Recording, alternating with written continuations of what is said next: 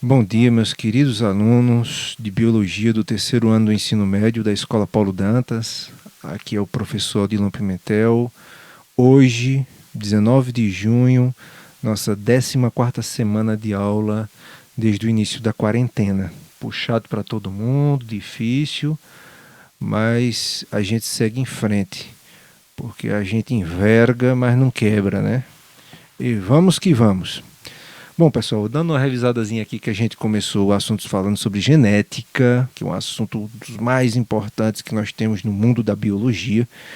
Então a gente precisa relembrar algumas coisas para poder apreender novos conceitos. Então vamos lá. Lembram o que é genótipo? Genótipo, né? Genótipo é o que está lá no DNA, é a informação genética, a informação que está, né, no código genético, é o conjunto de genes que o indivíduo possui em suas células. Genes, que é um gene, um pedacinho do DNA que determina uma característica.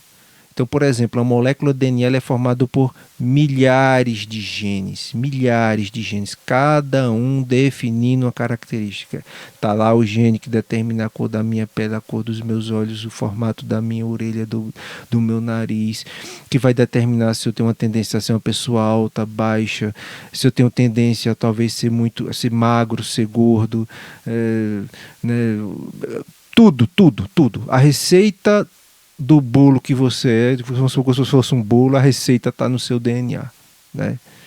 E ninguém é igual a ninguém, a não ser que vocês sejam irmãos gêmeos idênticos, porque todo mundo tem receitas diferentes, levemente diferentes, que fazem de nós únicos. Nunca existiu, não existe e jamais existirá ninguém igual a você. Você é único porque a receita, que é o seu genótipo, que é o seu DNA, ela é exclusivamente sua, certo? É sua. Fenótipo. Bom, fenótipo é a manifestação, é o resultado que está no DNA, né? Então, o conjunto de características morfológicas ou funcionais do indivíduo é a junção do genótipo com o ambiente. Por que fala tanto do fenótipo e o ambiente? Porque o ambiente ele pode mudar essa característica que se manifestou. Por exemplo, pegue dois irmãos gêmeos idênticos, né?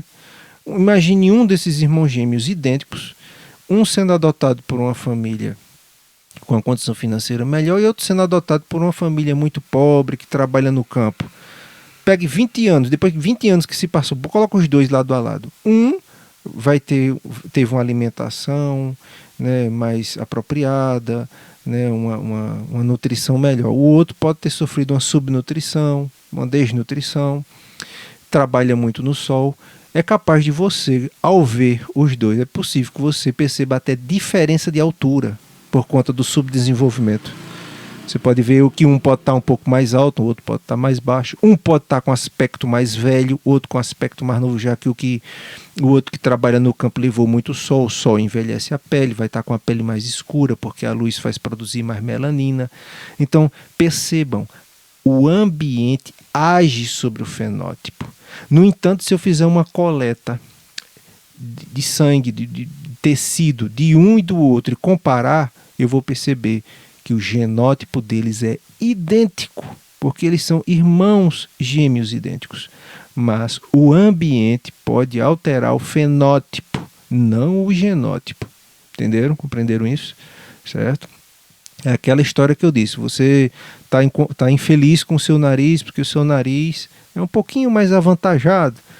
Resolve-se. Você teve condições, procura um cirurgião plástico, ele vai fazer uma rinoplastia, né, que é a correção lá do nariz. Pronto, seu nariz vai ficar perfeitinho, retinho, bonitinho. Mas e o teu DNA? Tá lá na receita. Nariz grande, né? Então, muda-se o genótipo, o ambiente atua sobre o genótipo. Mas, aliás, eita, corrigindo, pelo amor de Deus, o ambiente age sobre o fenótipo, né? O genótipo não, o genótipo ele permanece exatamente como você nasceu, né? Então, uma pessoa com gene para pele clara, se ficar muito exposta ao sol, a cor da pele pode mudar, porque isso vai fazer com que produza mais melanina, né? Então aqui eu coloquei na aula passada, relembrando, tá aqui um trechinho do DNA, ele é muito maior que isso, né? Isso aqui é apenas um gene, e eu coloquei esse gene como sendo ele que determina a cor dos olhos. Então no DNA aqui tem a informação para olhos verdes, e adivinha o que é que aparece? Olhos verdes. Genótipo, que está no DNA, fenótipo, a manifestação, o resultado, né, do genótipo. Vamos lá. O lugar em que em um cromossomo do gene está situado, onde ele encontra, é chamado locus gênico. Eu disse a vocês que na molécula DNA existem vários genes. Os cientistas, os geneticistas, sabem a localização desses genes, eles sabem o endereço desses genes. Ah, eu quero encontrar aqui o gene responsável por um determinada característica. Ah, eu sei onde é que ele está. Ele está no cromossomo tal, no lugar tal, assim, assim, assim. Então ele conhece o endereço do gene. O endereço, o lugar onde esse gene se encontra é o locus gênico, né? O lugar em um cromossomo no gene está situado, né? Vamos entender como sendo o endereço daquele gene. Em cromossomos homólogos, ou seja, em cromossomos que formam pares, porque na verdade você recebe um do pai e outro da mãe, né? São outros cromossomos homólogos. Pode haver formas ou versões diferentes do mesmo gene, porque vejam só, prestem atenção nisso. Olho azul, olho castanho, cabelo assim, cabelo assado, pele assim, pele assada, né? A pele assada fica engraçado. Você recebe 2 genes, um do pai e outro da mãe. Para cada característica que você tem 2 genes. Um que herda do pai e o outro que herda da mãe. Certo? E às vezes acontece ali uma disputa entre eles dois. Um domina sobre o outro. Ah, mamãe tem olhos azuis, papai tem olhos castanhos. Ah, como eu queria ter olhos azuis, eu acho tão lindo. Mas eu nasci com olhos castanhos, né? Significa que o gene que eu herdei do meu pai para olhos castanhos, né? Ele se sobressaiu, ele de certo modo inibiu, né, o gene que eu ganhei da minha mãe de olhos azuis, certo? Compreendem isso? Então a gente recebe sempre 2 genes. Às vezes acontece de um inibir o outro. Esse que inibe o outro é chamado de gene dominante. E o que foi inibido é chamado de recessivo. Ah, professor, mas meu pai tem olhos azuis e minha mãe tem olhos azuis. Olha só, professor, nasci com os olhos azuis, é claro. Porque como nenhum dos dois tem o gene dominante para olho castanho, os dois são recessivos, eu também nasci com olhos castanhos, porque eu herdei o recessivo de um e o recessivo do outro. Aí vai nascer com olho castanho, ou com olho azul. Eita, hoje eu tô... Vai nascer com olho azul, né? A gente vai entender isso. Aí tem cromossomos homólogos. Aí aqui nesse cromossomo eu posso ter recebido esse do meu pai, esse da minha mãe. Aí aqui eu tenho um gene que, por exemplo, pode determinar a cor do meu olho. Nesse endereço, nesse ponto do cromossomo, né? Nesse locus gênico. No cromossomo homólogo, que é o parzinho que forma aqui, que eu recebi, por exemplo, da minha mãe, tá lá o gene também para a cor dos olhos, no mesmo lugar, no mesmo endereço. Observe que os dois são iguais, por isso que os dois são vermelhos. Né? Então, pode ser, por exemplo, porque meu pai tem olho castanho e minha mãe tem olho castanho, então os dois já que são iguais, aqui não tem escapatória, vai nascer com olho castanho. Percebam que aqui tem cores diferentes nesse endereço desses cromossomos homólogos, porque aqui a cor é diferente, porque aqui é um gene que pode ser, por exemplo, o dominante, isso aqui é outro gene, pode ser o recessivo. Significa que esse vai se manifestar e esse vai ser inibido, não se manifesta. Por exemplo, a cor do cabelo, por exemplo. Minha mãe é loira, meu pai tem um cabelo castanho escuro, né? O castanho pode ser dominante sobre o loiro. Então, provavelmente aqui, ao invés de eu ter cabelo loiro, eu posso apresentar cabelo castanho escuro, né? Porque, eu carrego a informação para cabelo loiro? Carrego. Mas só que o gene do cabelo castanho, ele domina sobre o gene de cabelo loiro. Eu só teria cabelo loiro se os 2 alelos, que é o nome dado, quando eu falo alelo, que significa par. O par de gene, o alelo aqui e o outro alelo, esse parzinho de genes, né? Quando eles são iguais ou diferentes, né? Em um cromossomo existem vários alelos para diferentes características do indivíduo, a cor dos olhos, o tipo do cabelo, o jeito do cabelo, se o cabelo é liso, é crespo, é ondulado. Ave Maria, é muita coisa, né? Usamos uma letra maiúscula. Eu disse a vocês que a gente recebe 2 genes. Eu disse a vocês que um gene pode se manifestar e o outro pode ser inibido. Né? Então, a letra maiúscula, a gente vai usar uma letra maiúscula, pode ser um A maiúsculo, por exemplo, né? Para representar o gene dominante. Vou pedir licença aqui para vocês que eu vou pegar minha mesinha digitalizadora, porque eu estou achando que eu vou precisar, talvez, anotar alguma coisa aqui. Peguei aqui. Então, usamos uma letra maiúscula, como, por exemplo, a letra A maiúscula. Representa o quê? Um gene dominante. É aquele que, mesmo que eu carregue o gene recessivo não se manifesta. Né? Então vamos supor, eu tenho olhos castanhos, minha mãe tem olho azul. É porque eu herdei o gene dominante. Olho castanho domina sobre olho azul.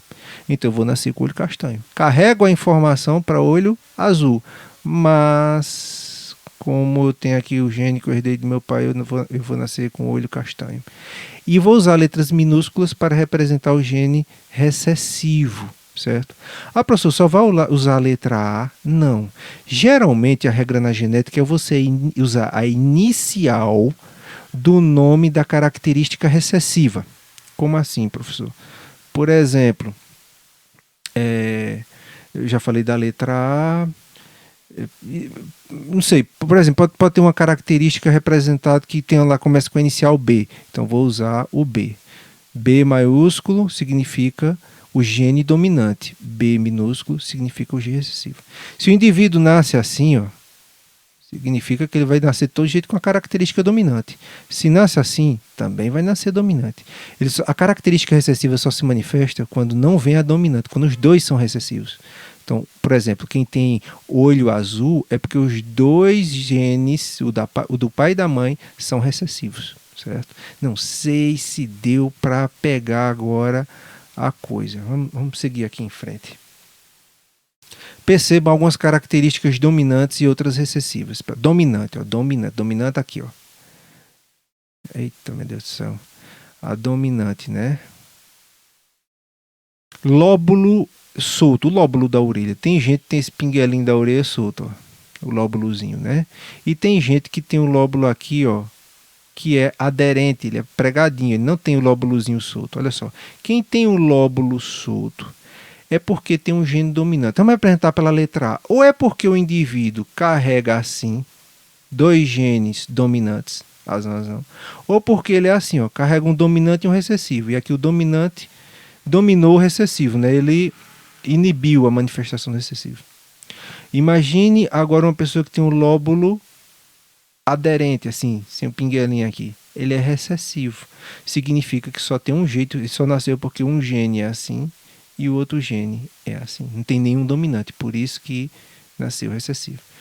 Cabelo castanho domina sobre cabelo loiro, viu? Ah, meu pai tem cabelo castanho e minha mãe tem cabelo loiro. Ah, eu queria ter cabelo loiro. Ah, meu amigo, mas seu pai tem cabelo castanho e muito provavelmente você vai nascer de cabelo castanho, porque cabelo castanho domina sobre o cabelo loiro.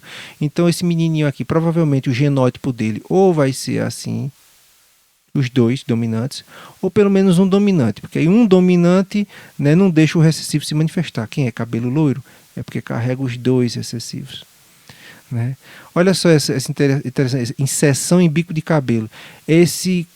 O cabelo querendo adentrar um pouco no centro da testa. Estão percebendo isso aqui, ó? Esse movimento aqui, ó, né? O cabelo querendo. Já tem aqui a inserção retilínea, ou seja, o cabelo, a raiz do cabelo aqui, ele é bem reto. Esse tipo de cabelo aqui, ele é dominante. Então o indivíduo, ele é assim porque carrega os 2 genes, herdou do pai e da mãe os dominantes, ou porque pelo menos um é dominante, por isso ele nasceu assim. Só vai nascer com essa linha reta na raiz do cabelo quem for completamente recessivo. Os 2 genes recessivos. Sardas é dominante. Um indivíduo carregou ou os 2 dominantes, ou um dominante e um recessivo, o dominante vai se sobressair sobre o recessivo e ele vai nascer com sardas, né? Vai nascer aqui com sardas. Já esse indivíduo sem sardas é porque ele é recessivo. Os 2, e aí eu represento por letras minúsculas.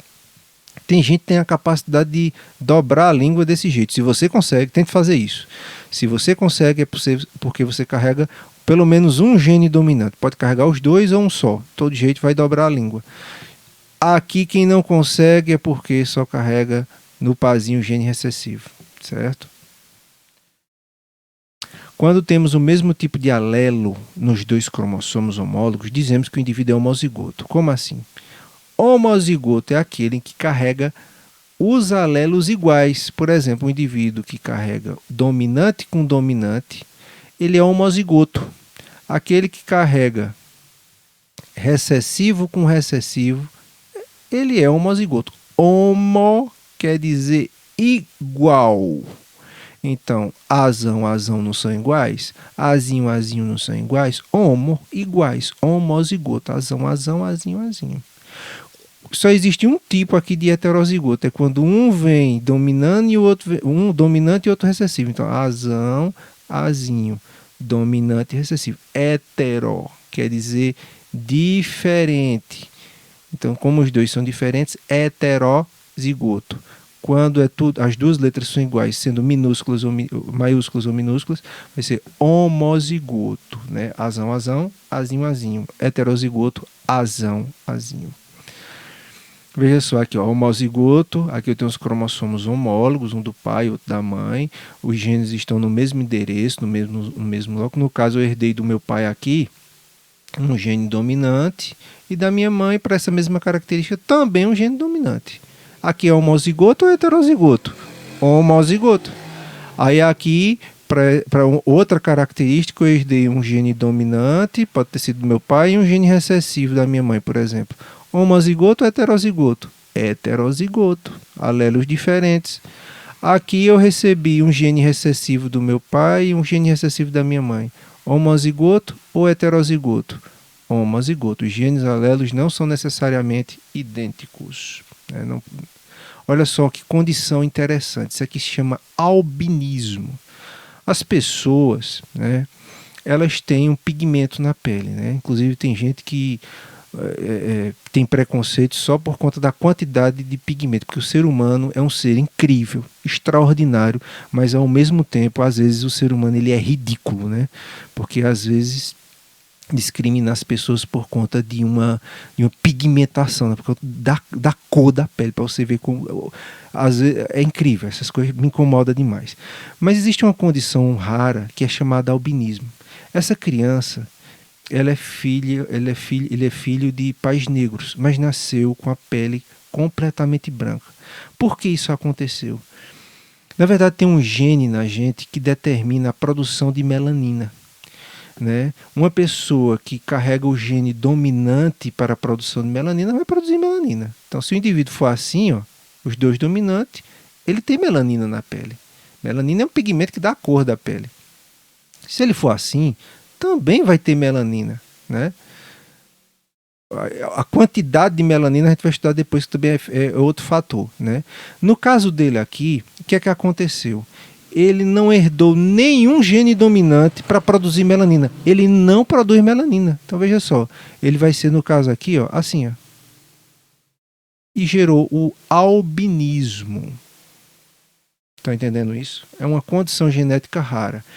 Então imagine um pai normal, um pai que tem uma pele, né, tem a pigmentação, produz melanina, a mãe também produz melanina, e possivelmente o genótipo deles pode ser assim. Por exemplo, aí vamos supor que eles são assim. Por que esse tracinho? Porque eu não sei se esse segundo alelo aqui, se ele é assim, ó. Eu não sei. Mas imagine que eles tiveram um filho assim, albino. Eles são normais e tiveram filho albino. Muito provavelmente é porque aqui é um azinho e aqui é outro azinho. Como assim, professor?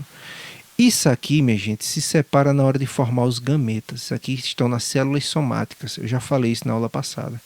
Na hora de formar os espermatozoides, o espermatozoide desse rapaz vai carregar, metade deles vai carregar o gene dominante e a outra metade dos espermatozoides vai carregar o gene recessivo. Eita. Certo? A metade dos óvulos dessa mulher vai carregar o gene dominante e a outra metade vai carregar o gene recessivo. Certo? Imagine que esse espermatozoide aqui fecunde esse óvulo. o indivíduo ele vai nascer, sabe como? Com esse genótipo. Ele não só vai nascer capaz de produzir melanina, como ele vai ser um homozigoto. Ele sequer carrega a informação para albinismo. Agora vamos supor que esse mesmo espermatozoide aqui agora pegue esse óvulo, entre nesse óvulo. Ele também vai nascer normal, mas ele vai carregar informação para albinismo. Imagine agora que eu já fiz esse primeiro espermatozoide com esse primeiro óvulo e com o segundo óvulo, agora vamos pegar o segundo espermatozoide e fecundar o primeiro óvulo e o segundo óvulo. Esse espermatozoide pegando esse óvulo também vai nascer um indivíduo normal, mas carregando a informação para o albinismo. Ele não tem nenhum problema com pigmentação da pele. Agora, imagine esse espermatozoide fecundando esse óvulo. O que é que vai acontecer? O indivíduo vai nascer albino. Ou seja, dos 4, 3 nascem com pigmentação de pele normal e um quarto tem chance de nascer albino. Aí às vezes o casal normal, mas às vezes tem um histórico na família, o avô, a avó dessa, um tio, né, teve albinismo. Desse aqui, um avô, um tio, um primo teve albinismo. Significa que eles têm uma probabilidade de carregar o segundo alelo recessivo. Pode acontecer desse alelo, encontrar esse alelo e produzir um filho, né? Ter um filho que tenha albinismo, certo? Estou compreendendo isso. Espero que não esteja sendo tão difícil assim, ok? Agora imagine um casal. Quero explicar aqui para você. Imagine um casal, né? Os dois são albinos. Se os dois são albinos, o que é que acontece? Olha só. Se o homem aqui, a gente vai usar muito esse símbolozinho para identificar o sexo masculino e esse símbolozinho para identificar o sexo feminino. Imagine um casal que o genótipo desse aqui é isso. E o genótipo dessa aqui, o que é que está acontecendo aqui para o albinismo? Os dois são albinos. Se conheceram, casaram, resolveram ter menino. Vamos supor, aqui vai separar esses alelos na hora de formar os gametas, né? Esse alelozinho vai para um espermatozoide, esse alelozinho vai para outro espermatozoide. Esse aqui, esse azinho vai para um óvulo, esse aqui vai para outro óvulo. Se esse espermatozoide pegar esse óvulo, o menino nasce albino. Se esse espermatozoide aqui pegar esse óvulo, o menino nasce albino. Se agora o segundo espermatozoide aqui, agora, ai que ódio, pegar aqui o primeiro óvulo, o menino nasce albino. E se esse segundo espermatozoide aqui pegar o segundo óvulo, o menino nasce albino. Eu vi uma reportagem de um casal de albinos que tem em Recife, que tiveram 3 filhos, os 3 nasceram albinos. E se eles tiverem o 4º filho, vai nascer albino. Mas professor, pode acontecer do 4º filho nascer com pigmentação da pele normal, produzindo melanina? Pode. Mas pode ter certeza, mande saber quem é o vizinho que está frequentando essa casa, porque não vai ser filho do marido, não. Vai não. Não tem como, olha aqui, ó, não tem como nascer um filho normal, com pigmentação de pele normal. Então pode ter certeza que aí teve uma pulada de cerca, meu amigo, porque não tem condição um negócio desse, tá entendendo? Bom, a gente depois vai continuar mais falando sobre isso. Espero que vocês tenham tido pelo menos alguma noção, né? Espero que tenham gostado da aula. Na próxima aula a gente continua esse assunto incrível que é a genética. Eu peço a vocês que estudem. Eu sei que a gente está em casa, que até às vezes bate uma agonia no juízo, mas eu peço a vocês, lembrem-se, conhecimento é poder. E quanto mais conhecimento a gente acumula, quanto mais conhecimento a gente vai adquirindo, ninguém tem conhecimento pleno sobre tudo, né? É como se diz, às vezes, quanto mais você sabe, menos você percebe que é pequeno no universo, menos você sabe que tem mais dúvidas do que certeza. Só o ignorante tem certeza das coisas, certo? Quem estuda, quem está adquirindo pouco a pouco sabedoria, cada vez mais tem dúvida. A dúvida, certo, é a chave para poder você enxergar as coisas mais longe. Mas, professor, não estou entendendo como é que é isso. É porque a dúvida, né, gera a curiosidade. E a curiosidade é o motor do conhecimento. E o conhecimento é o motor do progresso, é o motor de uma sociedade livre, desenvolvida, igualitária. Então é isso que eu acredito. Já disse várias vezes, não coloco minha mão no fogo para garantir que conhecimento pode te ajudar, pode te libertar e pode transformar você em uma pessoa melhor. Eu entro no fogo inteirinho para garantir que conhecimento pode transformar a sua vida. E sua vida transformada, você como homem e mulher, cidadãos conscientes dos seus direitos, são vocês que vão mudar a sociedade. A cada um de vocês um abraço e até a próxima aula. Tchau.